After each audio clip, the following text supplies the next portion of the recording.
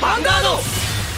With a new season on its way, Spike Brothers resort to a newly developed tactic, one which defies any normal rule or law, which makes the game safe for all players. Without disregarding the safety of their own teammates, they rush towards the kickoff with this secret plan, hidden from the public's eye. The man behind the scene and the name of the star player who will be remembered for ages after this season for either being a genius pro or a hideous fraud is none other than Deadheat Bullspike. Deadheat Bullspike is the brand new unit for Spike Brothers. This new unit is the backbone of the new strategy Spike Brothers is employing to overwhelm the competition. His job is to empower his teammates and punish opponents who are wide open. He can do that thanks to his two Vanguard centric abilities.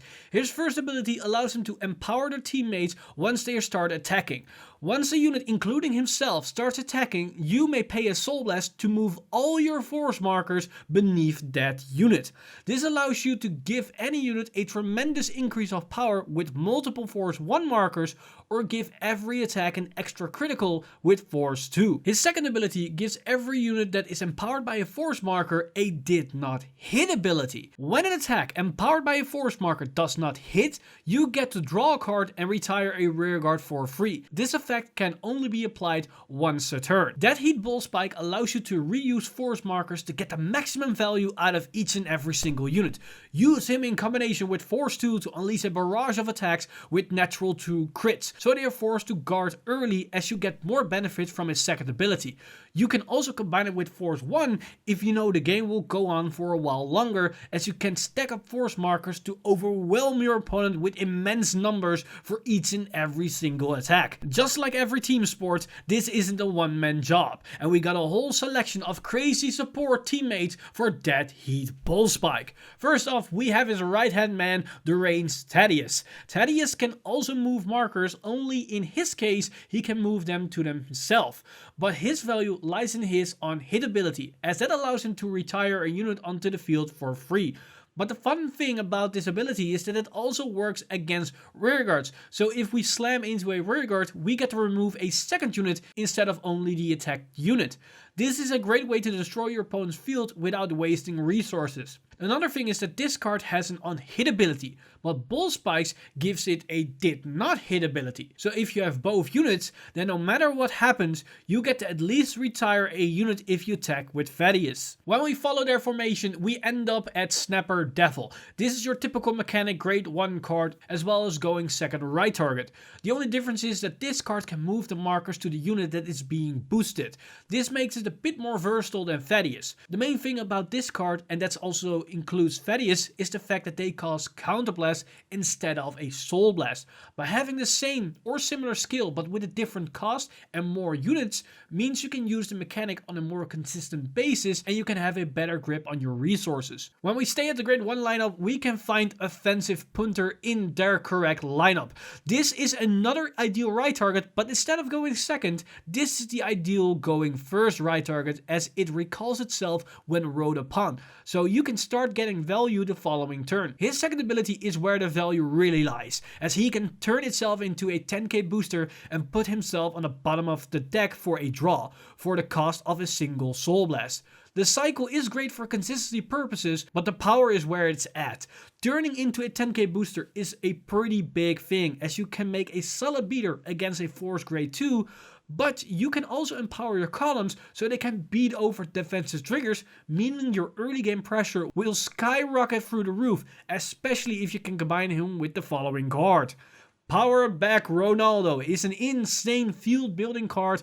He on his own can repopulate the board for a minus on hand and a counter blast. However, the minus goes towards your soul, so that could actually help you set up for future plays. He on turn 2 can give you 2 attackers or even a full powered column. And on turn 3, he can potentially build your entire field if you hit a great set of cards. This combined with cards like Offensive Punter, High Speed Brocky and Juggernaut Maximum, and you can see some crazy power plays unfold on turn 2. Bad End Dragger is Spike Brothers' blast from the past in the form of a crazy support card. This card can be used as a free plus and column destruction tool or as a unit that can swing in hard with an extra crit. This is immensely deadly in combination with Deadheat Bullspike and Force 1, as you can hit really hard with an extra crit and even go for a triple crit attack if you feel like it. Deadheat Bullspike can even recruit players from the previous season, as cards like High Speed Brocky and Juggernaut Maximum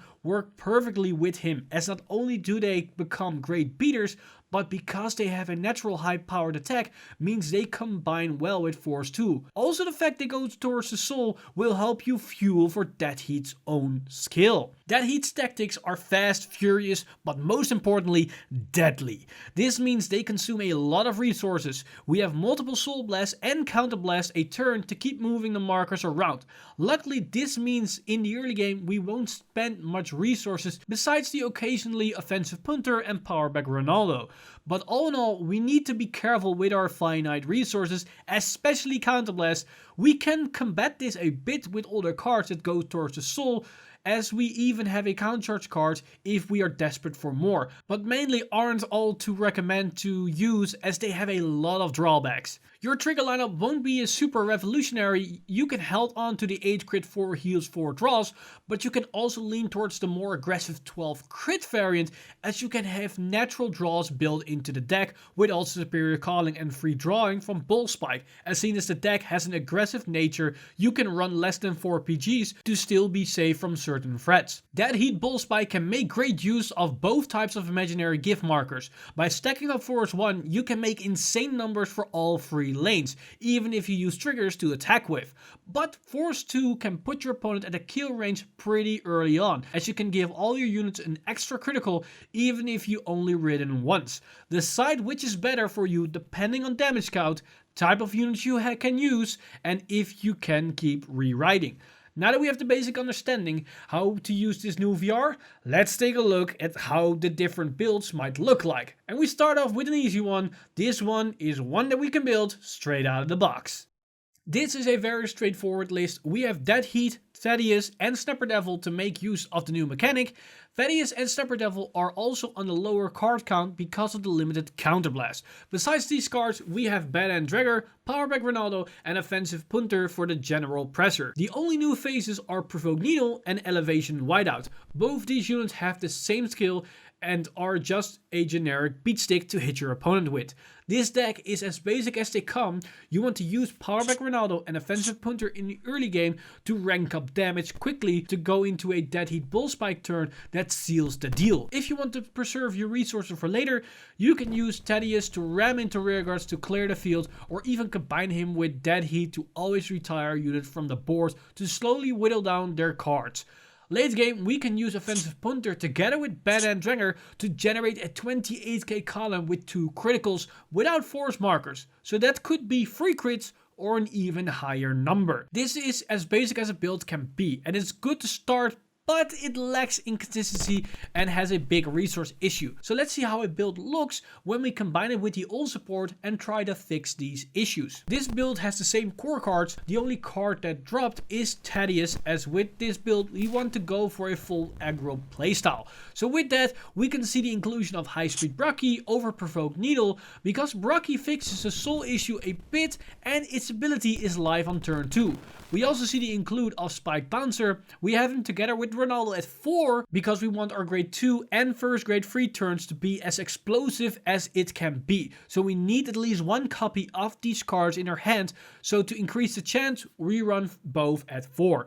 In the grade 1 lineup we see 2 new faces, Commander Gary Cannon and Gyro Slinger. Gyro Slinger is another one of those aggressive cards that allows us to have a strong early game and even late game. He can be used off of Spike Bouncer and Powerback Ronaldo to fully flood the board, and his cost helps you set up soul for other cards that might use them. Gary is here for consistency's sake. He allows you to capitalize on the early game aggression, and he can help you put back triggers, get keycards to hand like Powerback Ronaldo and Deadheat Bullspike, but he also goes towards the soul to fuel your Deadheat Bullspike. The last card that is new is General Seyfried. He can be used in multiple ways. You can have him as a setup right into Deadheat and use him to get extra soul and empower your field for a hard push with an on-hit Vanguard skill, or you can have him as a finisher, as you can empower your field like crazy and filter your deck if you have access counterblast.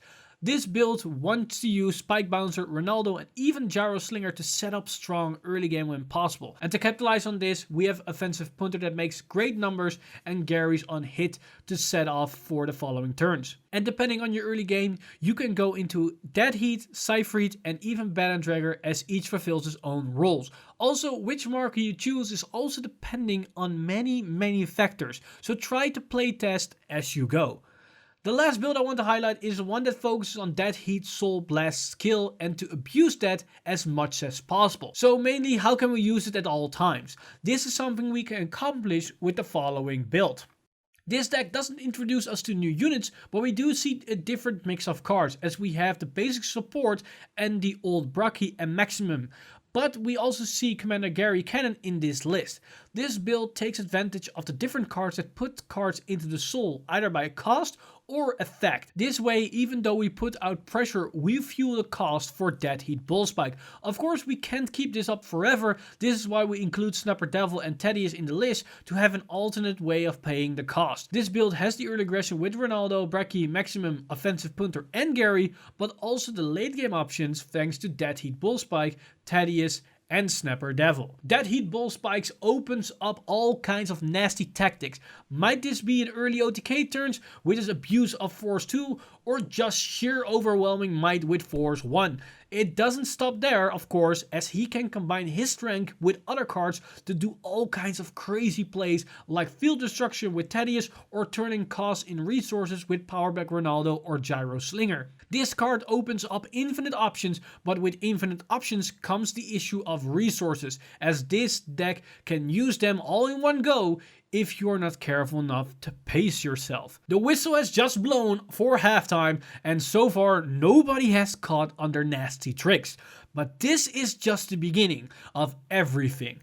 Can you use this power without anybody noticing? You got an entire season before you, but before that, try to win this match. Let me know in the comments down below what you guys think of this particular VR and all the support cards around it that we got in this set. And if you liked the video, then why not slap a like on it and subscribe to the channel to be notified when we bring you more Cardfight Vanguard content. As always, this video is brought to you by our lovely patrons over at patreon.com/VanguardInsider. I want to thank you guys for supporting us as you make everything possible on this channel. If you do want to support the channel, you can simply do that by heading over to patreon.com/VanguardInsider and become a Patreon today. But with that said, I'm Mr. Time Leap, and I see you guys in the next one.